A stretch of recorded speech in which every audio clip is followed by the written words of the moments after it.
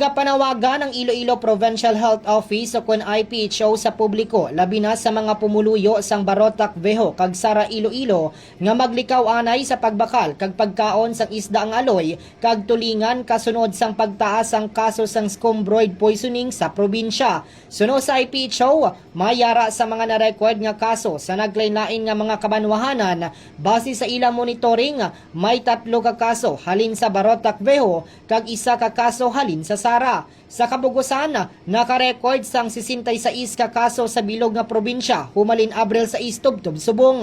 Ang scombroid poisoning nagahalin sa pagkaon sang isda nga hindi na presko o kon mataas nga histamin nga mahimo magdulot sang paglain sang pamatyag sang lawas, lakip sa sintomas amo ang rashes, sakit sang ulo, pagsuka, kabudlayan sa pagginhawa kag pamulas sang panit.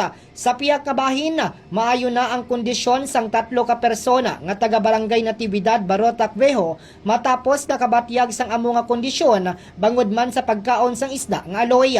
Suno kay Jody Holly A. Noves, Sanitation Inspector sa Barotac Primary Care Facility, ang mga biktima amo ang 2 ka babayi nga may edad 28 kag 34 anyos kag 1 ka lalaki nga 31 anyos.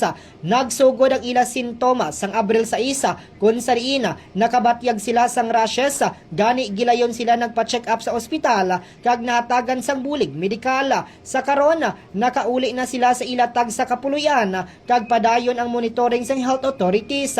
Nahibaluan nga una man nga may na-record nga kaso sa Banwa sang Balasan, Iloilo. Bangod sini mga ka-K5 ginapanawagan sang health authorities nga likawan anay ang pagbakal kag pagkaon sang isda ang aloy kag tulingan agod nga malikawan ang paglain sang lawas mga ka-K5.